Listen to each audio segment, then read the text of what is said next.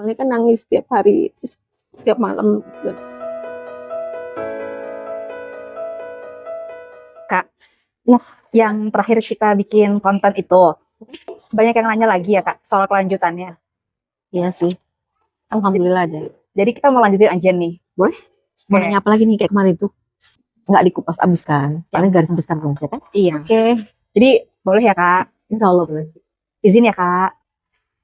Ini mungkin sedikit ngulang tentang yang kemarin, karena kan kemarin kan cuma teaser gitu ya Kak.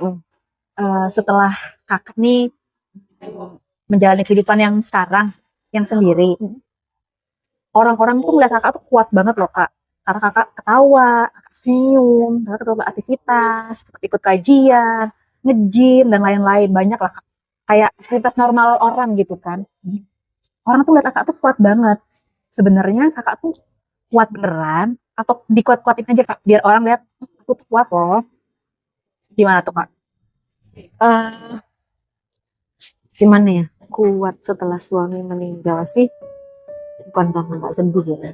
Cuma perlahan itu harus belajar hidup berdampingan dengan kehilangan, maksudnya kehilangan. Pasti setiap perempuan yang ditinggal suami di luar sana, masuk aku sebenarnya sih yang seperti yang sebelumnya aku bilang, itu sedang menahan beban berat yang sangat berat. Cuma nggak diperlihatkan aja. Jadi nggak diperlihatkan kalau dia tuh sedih, dia itu tidak kuat. Padahal Allah juga tidak melarang masa berduka ya, tidak melarang, boleh, asal tidak berlarut-larut. Jadi begini, ada beberapa hal yang membuat istri atau perempuan itu kuat. Pertama, harus kuat. Karena apa? Dia punya anak, punya kehidupan yang terus berjalan, terus harus bertanggung jawab rumah, harus bangkit dong, dan tidak bisa membuat pilihan meskipun hatinya hancur, itu yang pertama. Terus kalau yang kedua, ya kita kuat karena bersandar kepada Allah. Cuma Allah itu aja. Saat tempat bergantung hilang, ya kayak misalnya saat tempat bergantung hilang, kayak misalnya selama ini kan kita bersandar kepada selain Allah, pasti kan suami kita kan tempat cerita, tempat curhat, segala macam. Dan pada saat dia hilang, kita bersandar kepada Allah. Terus doa, air mata. Kita harus punya mindset Allah itu maha adil. Berarti kan kita bisa menenangkan jiwa. Seperti yang tertulis dalam surat Al-Baqarah ayat 286. Kalau Allah tidak akan membebani seseorang melainkan sesuai kesanggupannya. Itu sih yang jadi motivasi. Itu yang kedua. Yang ketiga itu kita menerima takdir. Kita menerima takdir bukan berarti lupa pada suami. Terus begitu perpisahan ini adalah perpisahan karena ketetapan dari Allah, dan kita tetap cinta kepada Allah, terutama juga kepada suami yang sudah meninggal, cuma hidup dalam doa. Rindu kita lampiaskan dengan doa ya.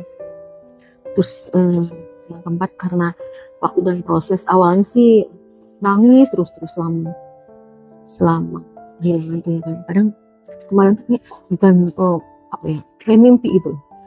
Sebenarnya bukan ya kayak mimpi gitu. Bener nggak ya gitu. Cuma masih ini dengan waktu akhirnya oh ya dia bener udah nggak ada lagi gitu. Nah terus sih aku nangis juga. Awalnya kan nangis setiap hari, terus setiap malam gitu. Tapi aku menangisnya itu alhamdulillah dikasih sama Allah tuh selalu dalam sujud. Aku nggak pengen terlihat sedih di depan anak-anak, di depan mama, pokoknya di depan keluarga. Terus tapi seiring dengan itu tangisan itu bukan berarti aku nggak berhenti menangis, cuma tetap menangis. Cuma waktunya dalam hal tertentu aja, misalnya kalau lagi kangen, paling itu datang ke kuburannya, ya cerita lah, walaupun orang bilang ngapain sih cerita kok di dalam kuburan. Ini kita lakukan bercerita setiap hari kepada suami, nggak hilang ya, walaupun kita selalu bercerita pada Allah setiap dalam sujud malam. Terus yang terakhir, kenapa yang terakhir itu karena ada pertemuan kembali, makanya kita kuat. Kehidupan yang sesungguhnya itu kan di alam akhirat nanti sama di surga. Insya Allah kita akan bertemu kembali. Dalam iman itu kan kematian kan bukan akhir.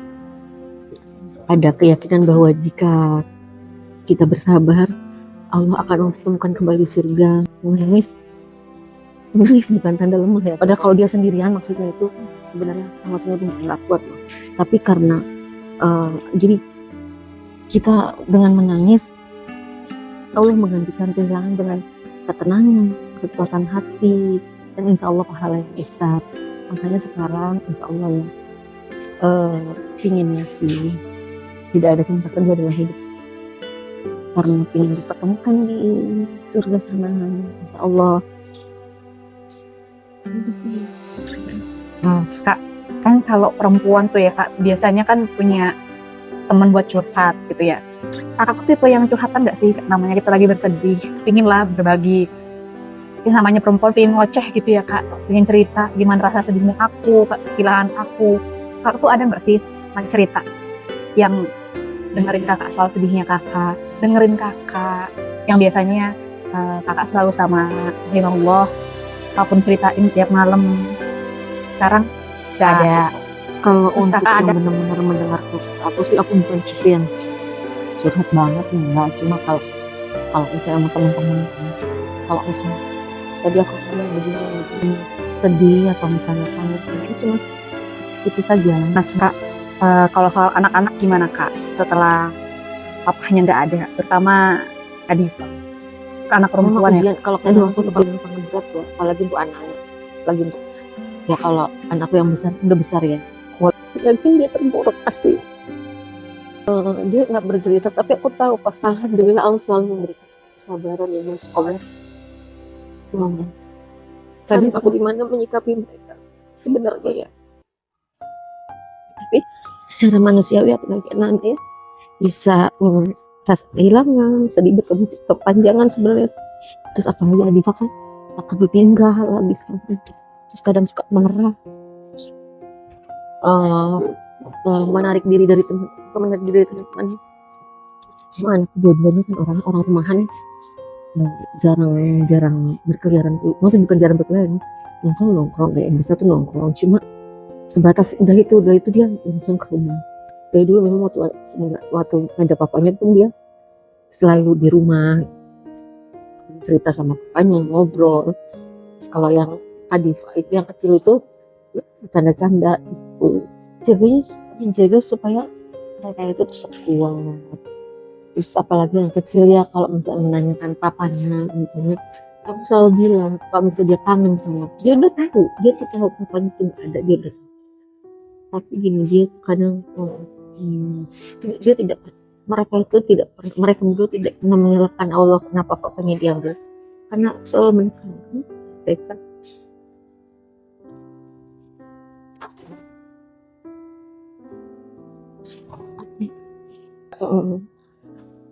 Kita memang sayang sama papa, tapi Allah lebih cinta.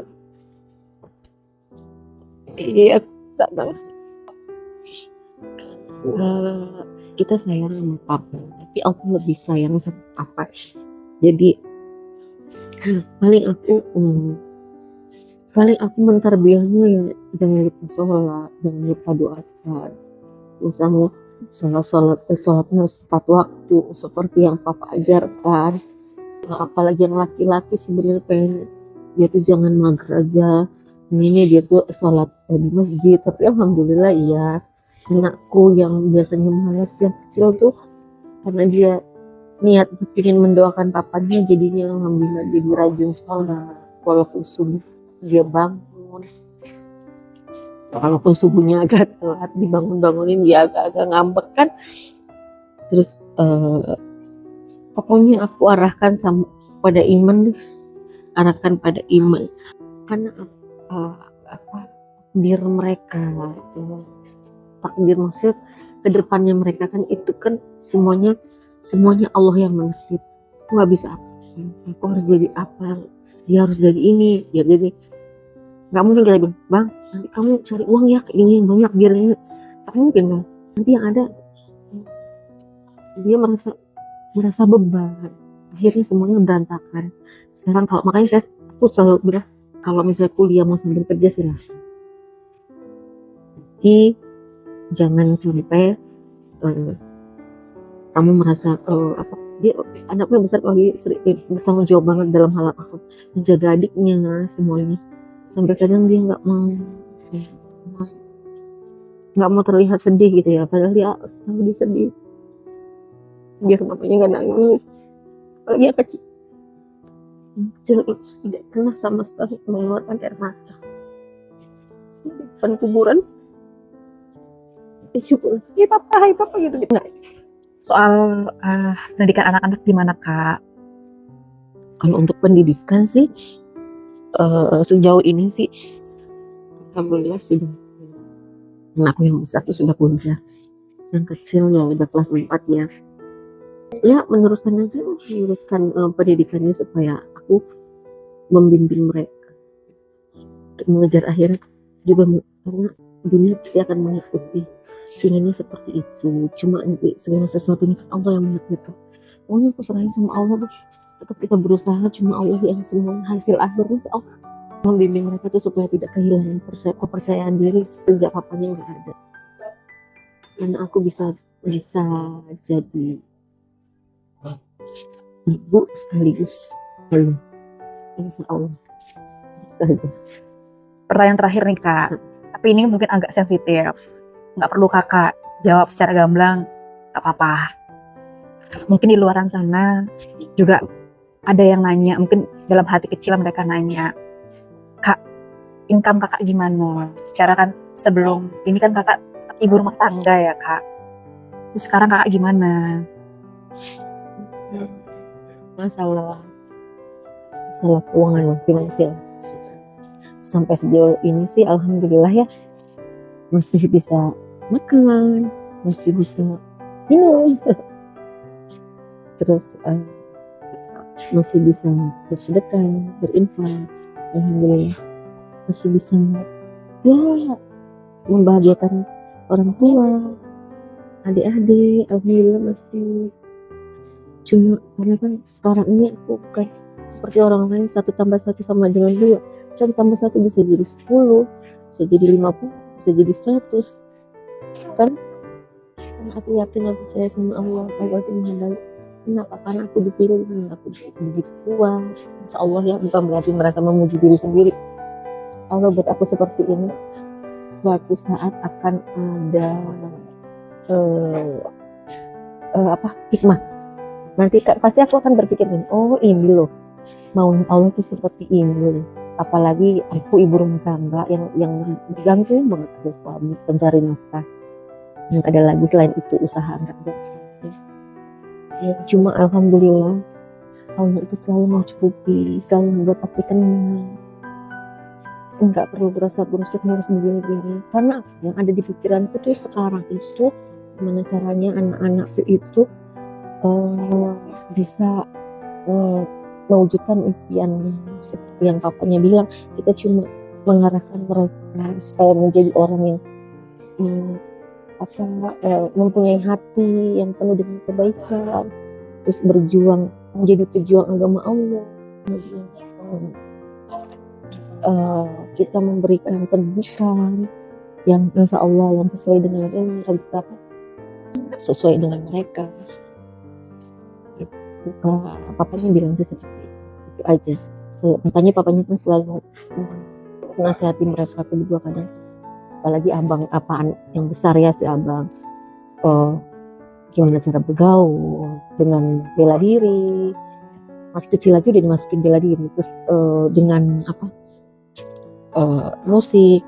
Kemudian walaupun anakku tuh orangnya diemnya luar biasa, jarang ngomong. Kalau sama kami ya nggak tahu deh sama temen-temen lagi. Kalau yang kecil itu kan ya dia bilang dia pengen cari uang yang banyak tapi yang halal biar bisa ketemu sama papa. Pokoknya tujuan adik jadi sekarang belajar kan kata papa, kalau nilainya nggak apa-apa, nggak tinggi-tinggi, nggak sampai 100. Yang pasti baik sama Allah, sholat, nanti Allah menjaga kita. Itu aja. Terakhir Kak, ada nggak pesan-pesan dari Kakak buat perempuan-perempuan di luar sana yang mungkin juga mengalami kondisi kayak Kakak pas ditinggalin sama kekasih seumur hidupnya? Insya Allah, jangan pernah takut sendiri. Karena kita tidak akan pernah sendirian. Ada anak, kita ada teman-teman yang selalu mendukung kita. Jangan pernah terpuruk. Itu enggak, kehilangan itu kan cuma sebentar. Pokoknya intinya jangan bersedih dan tetap harus kuat. Ya kalau yang ada anak-anak, ada anak. Terutama kita pasti ada Allah, kita harus melanjutkan hidup untuk tetap berjuang, memantaskan diri untuk berjumpa sama orang yang kita sayangi dengan kehendak, dengan sesuai dengan syariat dan kehendak Allah Itu aja kan, itu aja. Makasih banyak ya Kak, udah boleh nanya-nanya hal yang sensitif tentang Kak. Sama-sama. Tetap kuat, tetap semangat ya Kak. Strong.